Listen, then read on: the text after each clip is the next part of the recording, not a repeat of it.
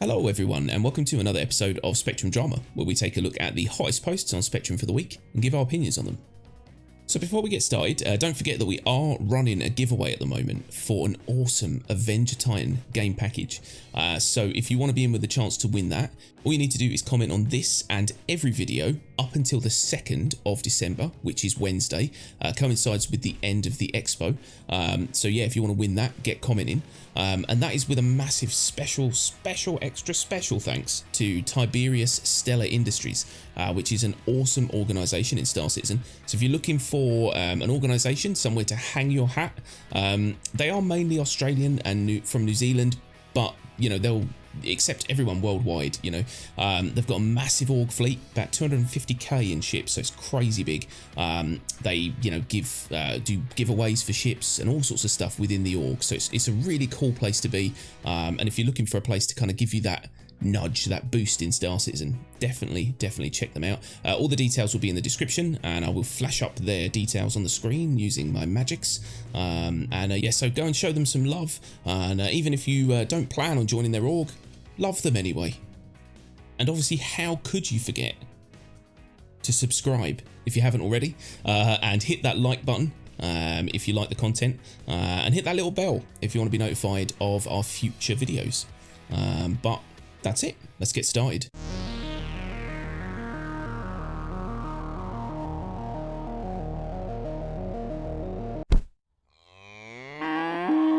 Okay, so first up we've got a post from Valzrin, and it says, ships that can only fly for 60 minutes.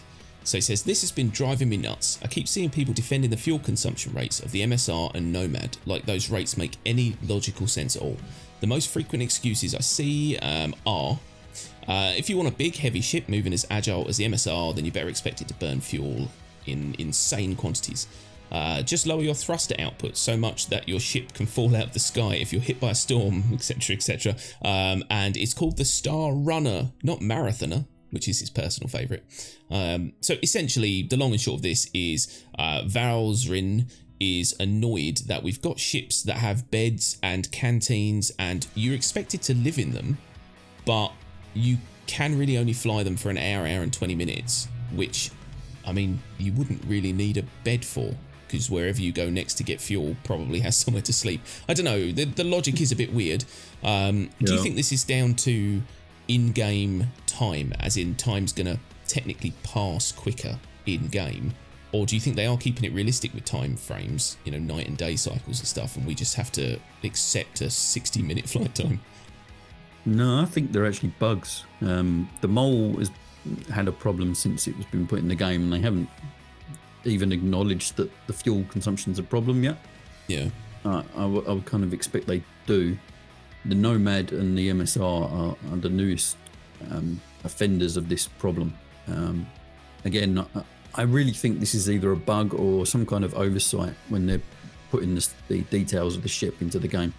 And I would hope that they kind of listen to people's concerns or moans about this and kind of fix it. It's not a massive issue at the moment with the state of the game, but it could be quite a big issue if they don't change these values. We did some mission running the other night.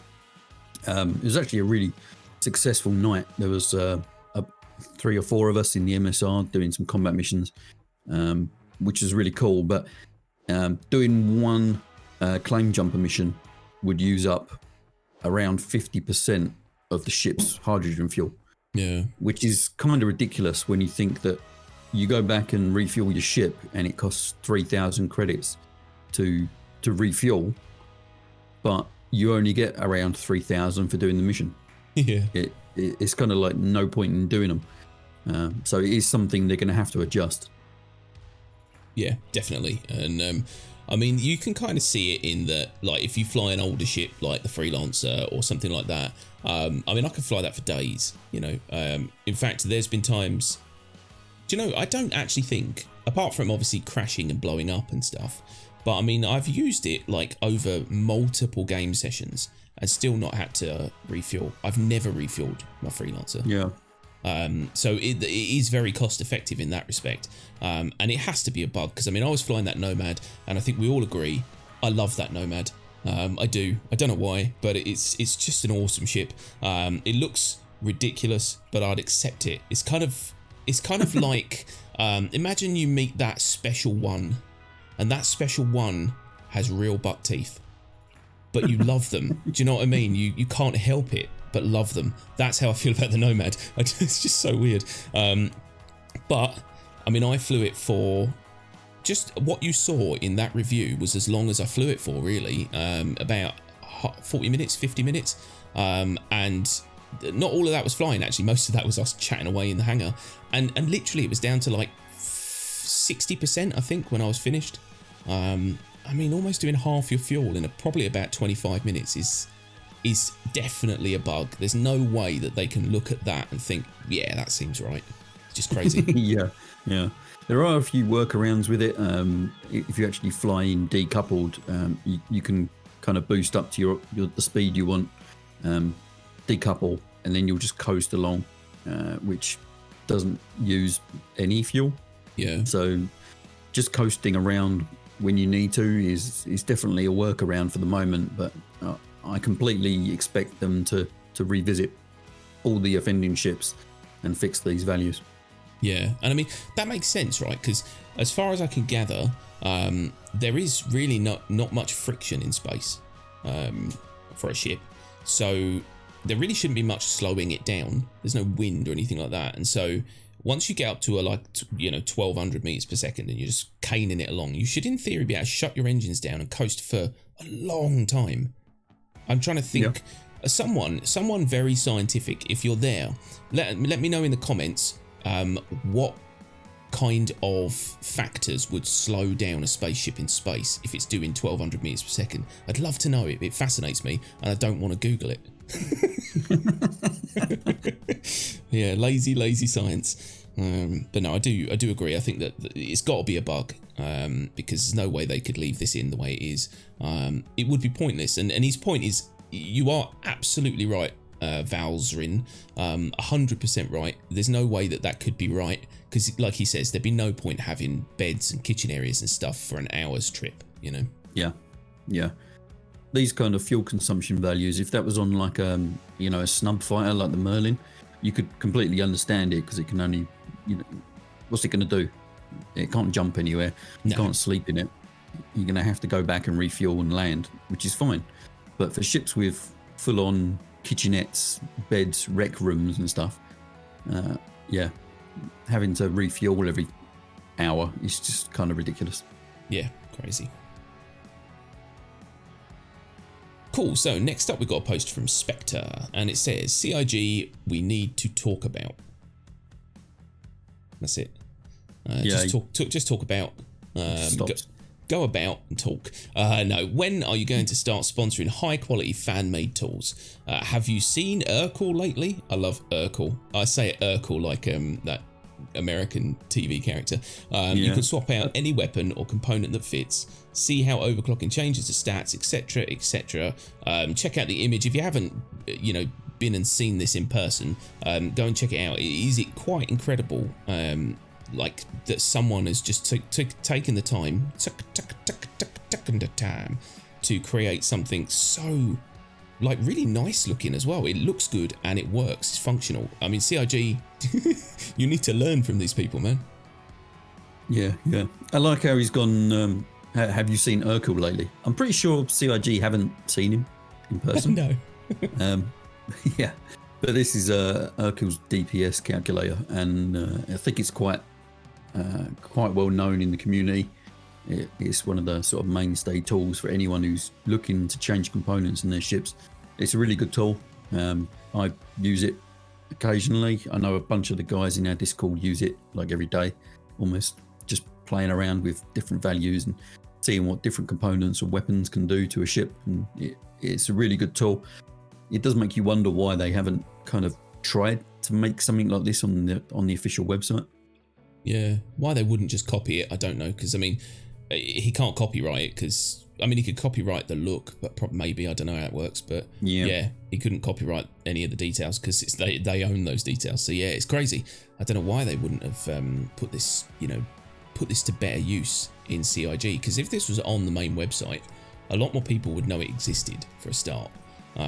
But also then, if any specs change, I mean, all right, let's face it, CIG are terrible at filtering down any changes that happen to ships.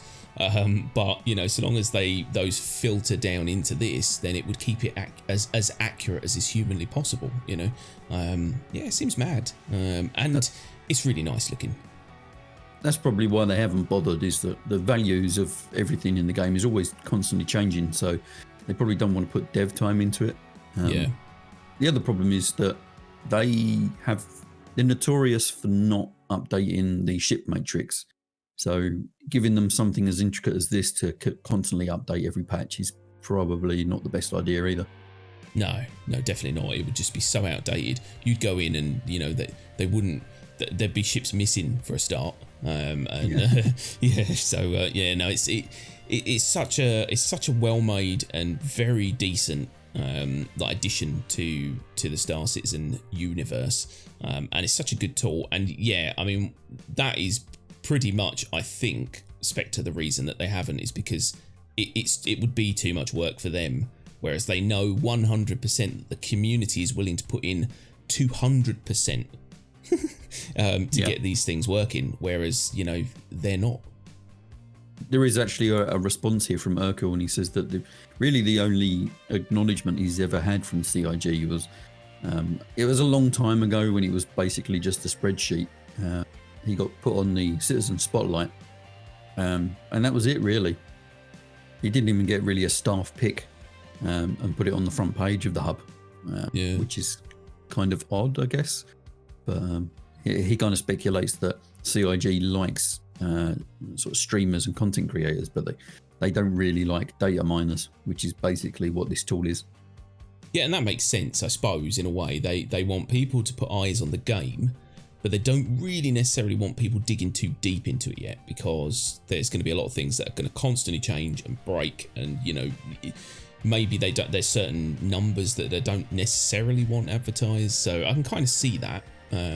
But it is a shame, because he does deserve a hell of a lot more praise than he gets, but I mean, at least he knows that the community are appreciative of his efforts, and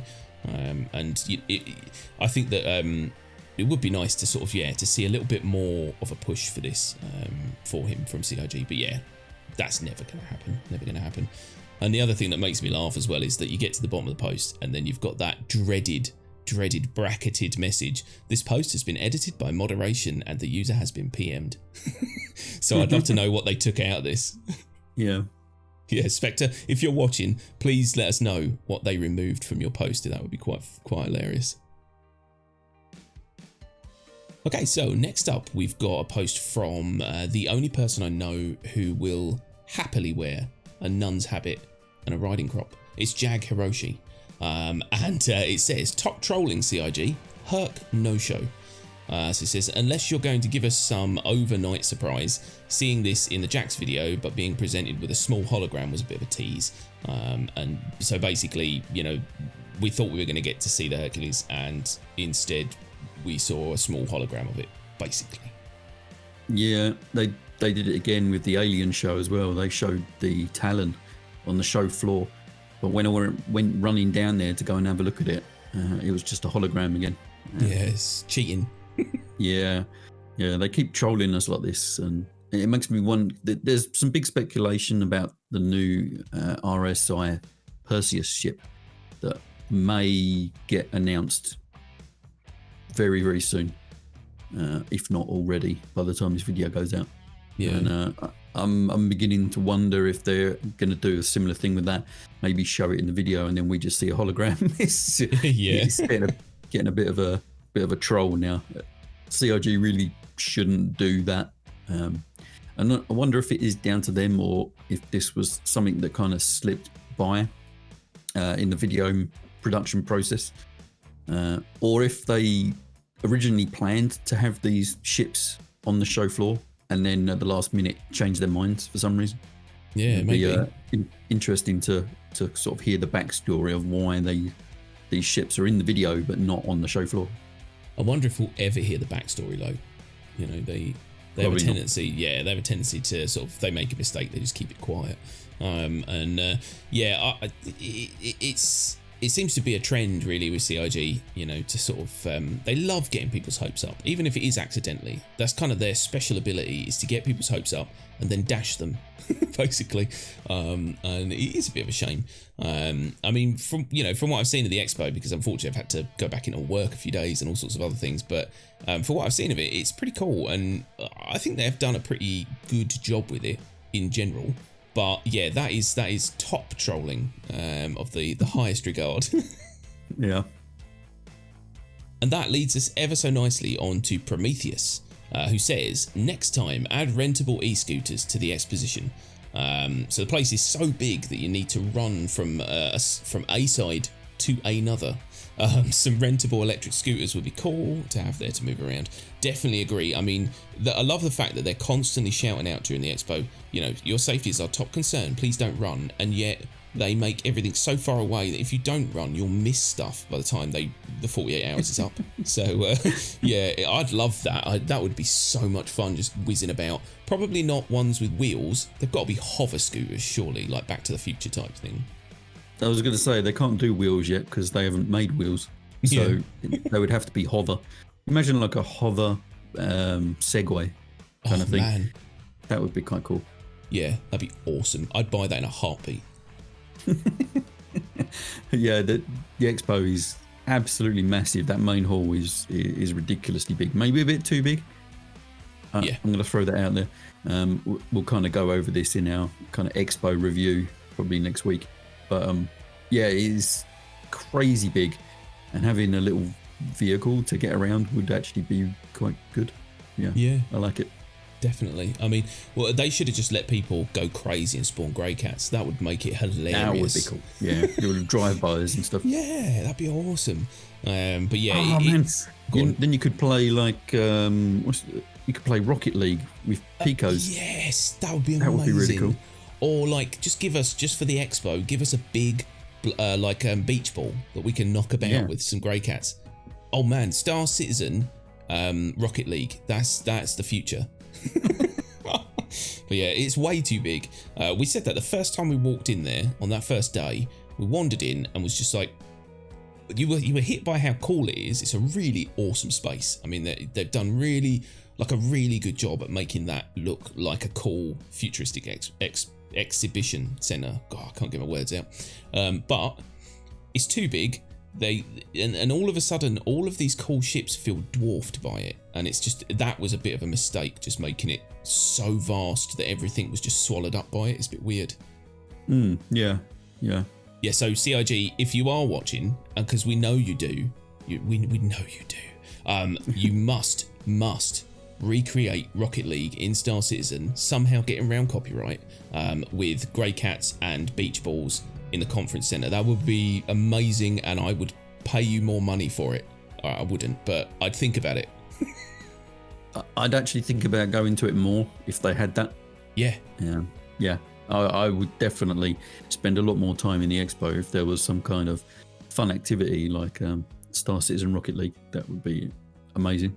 Yeah, your options are Rocket League or crazy hookers with guns. Yeah, I think they'd go with the first one. Why? What's wrong with crazy hookers with guns? It'll add some excitement. You're never quite sure whether you're going to have a happy ending or a bullet in the face.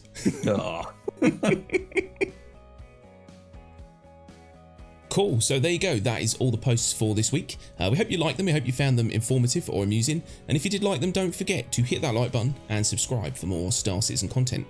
And don't forget to get in that comment section. Let us know your opinions on these topics. And you will also be counted towards winning that awesome Avenger Titan game package. So yeah, if you want to win that, just comment on this and every video up until the 2nd of December. And don't forget to go over and show Tiberius some love. because they're an awesome org, and they deserve your praise and your happy faces. So yeah, pop over and say hello to them. All the links will be in the description. But I think that is pretty much it. So thanks everyone very, very much for watching. We really appreciate it, and we'll see you again next week. Bye bye. Bye bye.